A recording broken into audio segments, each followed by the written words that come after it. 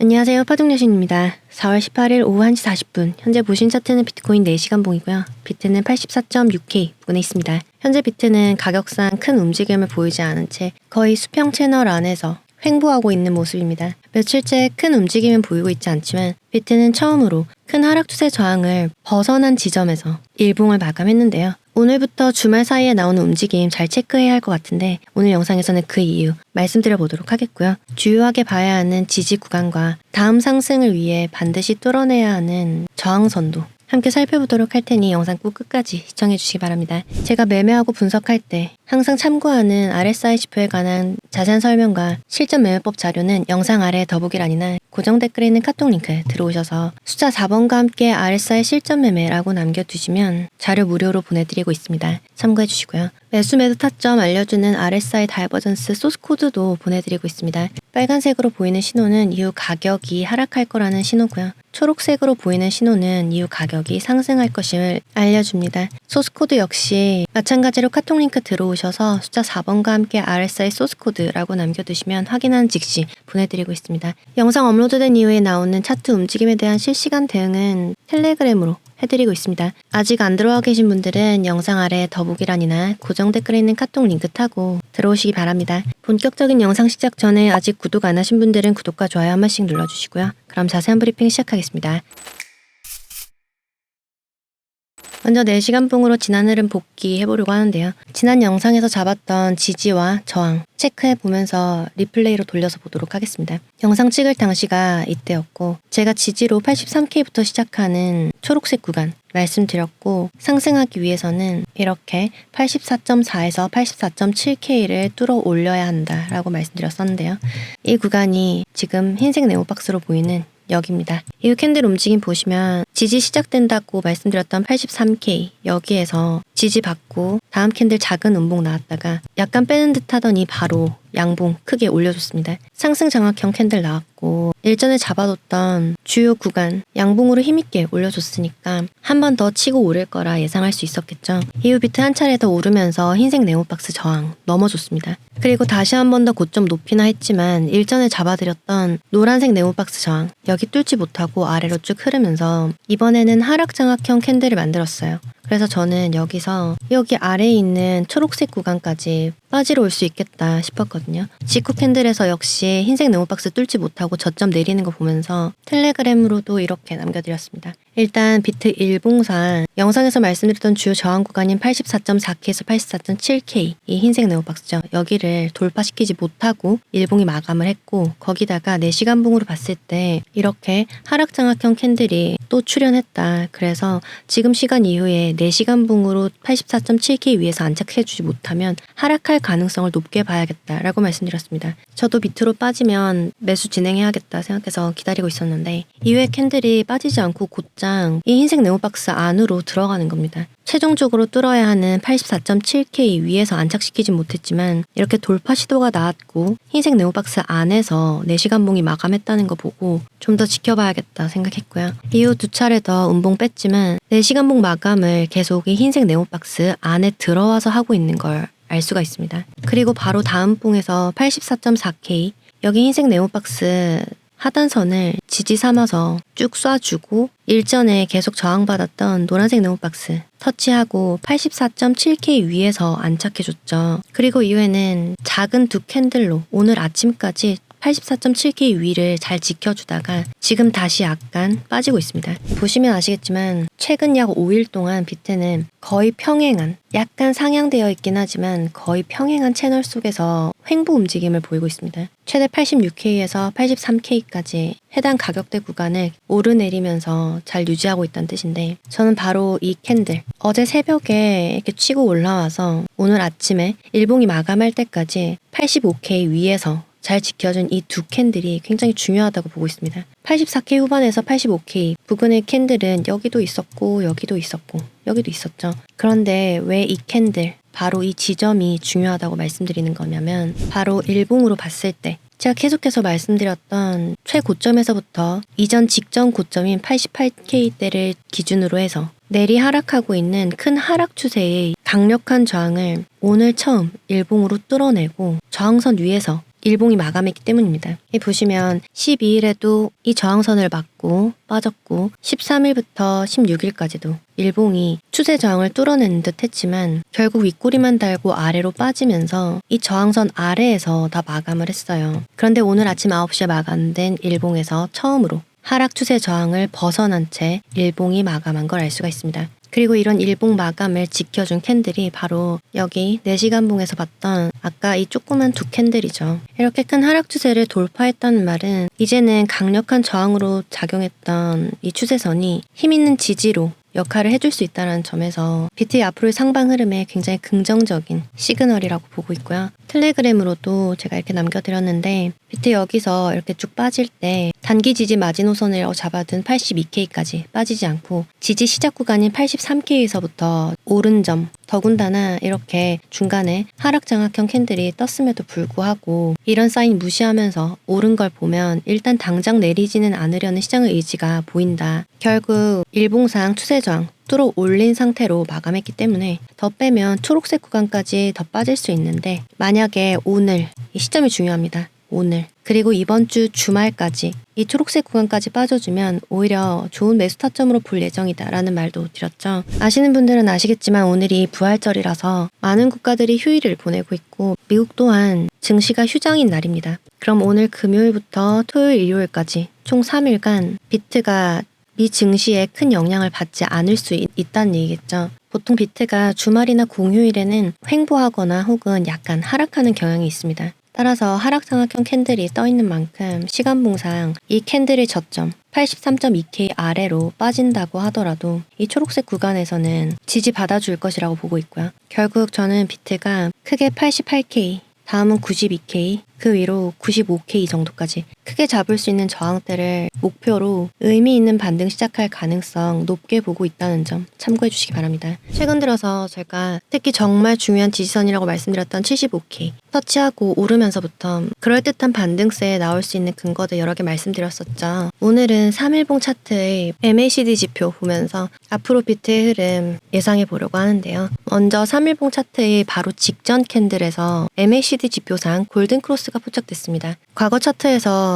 3일봉상 MACD 지표가 골든 크로스가 난 때 상황을 보면 작년 9월에 해당 신호가 포착되고 난 뒤에 비트는 이후 더 저점을 내리지 않고 크게 상승하기 시작했습니다. 9월 전에 작년 7월에도 골든 크로스가 짧게 난 적이 있었는데 이때도 괜찮은 반등이 나와준 걸 알 수가 있고요. 당시에는 약 31% 정도 되는 상승률이 나왔다는 걸 알 수가 있네요. 그리고 그 이전에도 2024년 2월 보시면 이때도 MACD 지표상 골든 크로스가 난 뒤에 비트 크게 상승했고요. 그 이전 사례들에서도 보시면 꽤 괜찮은 반등 흐름 이어졌던 걸 알 수가 있습니다. 물론 타임프레임을 일주일 기준으로 해서 봤을 때보다는 그 지속성이 덜하긴 하지만 3일봉 상으로도 괜찮은 반등 흐름 나온 걸 알 수가 있고 오히려 일주일봉보다 더 빠르고 짧은 시간봉 내에서 적용할 수 있다는 점에서 어쩌면 더 실제 효과적으로 사용할 수 있겠다라는 생각이 듭니다. 이제 막 골든 크로스가 나고 이격을 넓히기 시작한 것으로 봐서 한동안은 반등 흐름 이어가주지 않을까 예상하고 있다는 점 참고해 주시고요. 최근 계속해서 일봉상 RSI 다이버전스를 말씀드렸었는데 오늘은 3일봉에서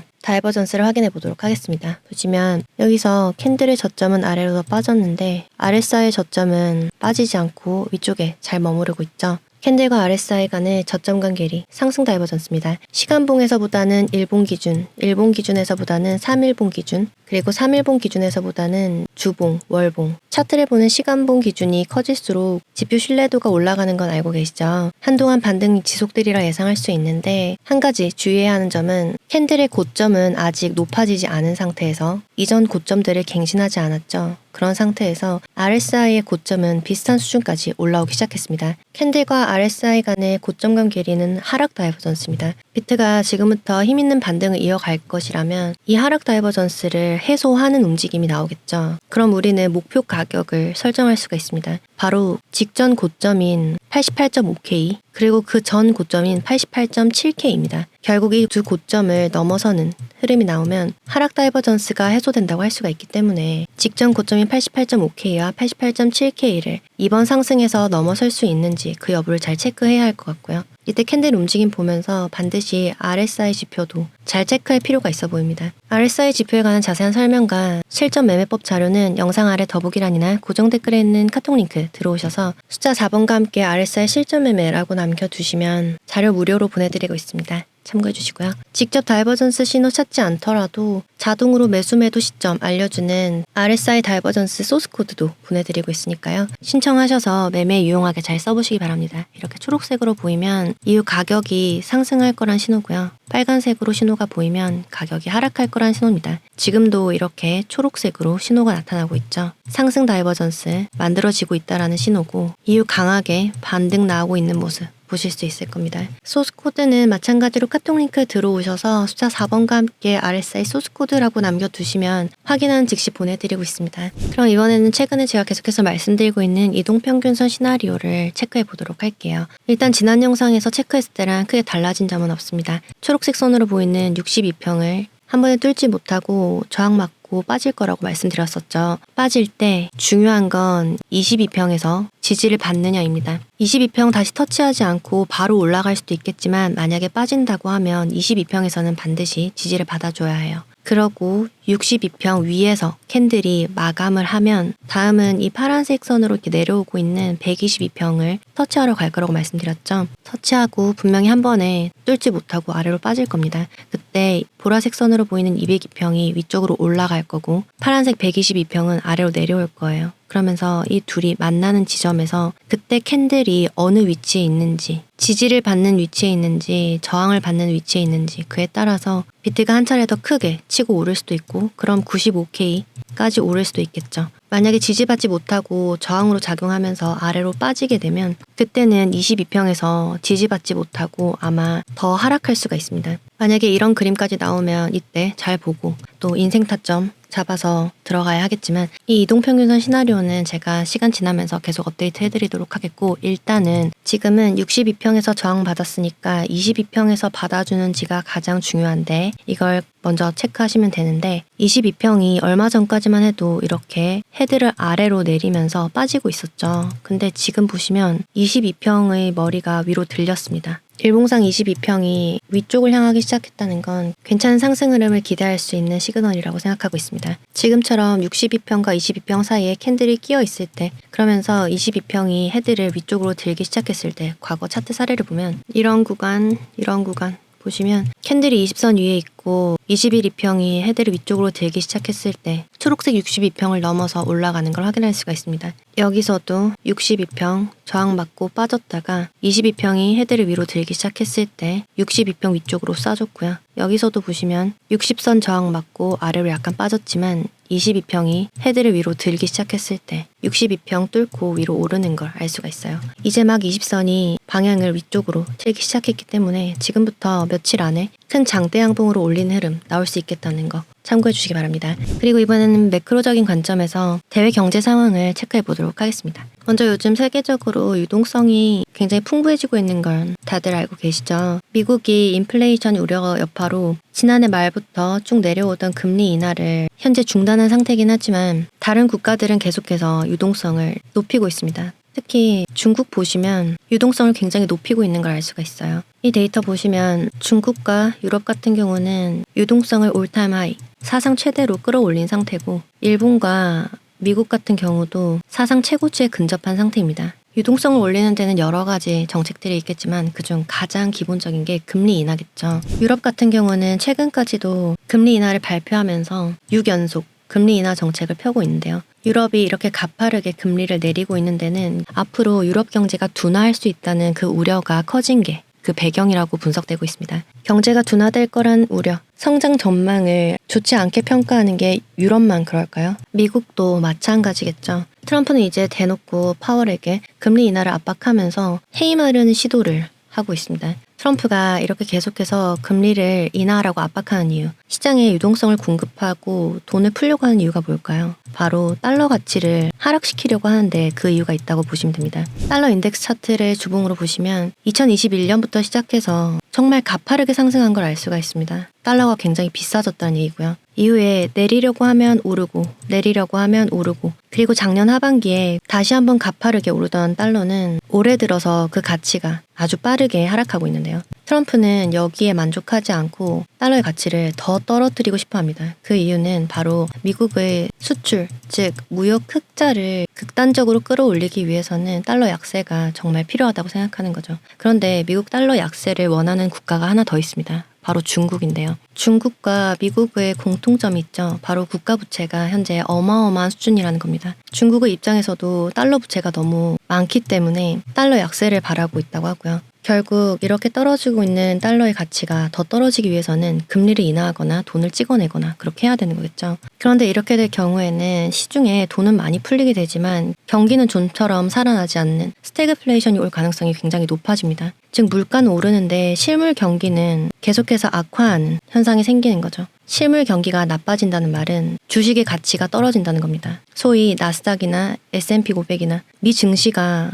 많이 떨어진다는 걸 의미해요. 근데 시중에 돈은 많이 풀려 있으니까 이 돈이 증시로 가지 않으면 어디로 가게 될까요? 실물이 없는 디지털 자산, 바로 비트코인 비롯해서 암호화폐 시장으로 들어올 확률이 높다라는 얘기가 나오고 있는 겁니다. 그래서 제가 오늘 아침에 텔레그램에 이렇게 남겨드렸는데, 아시다시피 비트는 일봉을 양봉으로 잘 마감해줬고 큰 하락 추세 저항도 돌파한 상황이라고 말씀드렸죠. 근데 나스닥은 음봉으로 마감한 상태입니다. 그리고 중요하게 지켜야 하는 지지선 아래로 다시 내려와 있는 상태예요. 그래서 제가 나스닥과 비트가 디커플링 기미가 보인다 라고 말씀드렸었죠. 아직 스태그플레이션이 실제로 온 것도 아니고 미국이 금리를 내리기 시작하면서 시장에 돈이 많이 풀리기 시작한 것도 아니지만 시장은 그보다 더 빠르게 움직이기 때문에 앞으로는 나스닥과 비트코인의 디커플링 상황을 잘 면밀하게 체크할 필요가 있어 보인다는 점 참고해 주시고요. 참고로 달러 차트와 비트코인 차트를 가격 비교해서 보면 지금 여기 이렇게 캔들로 보이는 차트는 달러 차트입니다.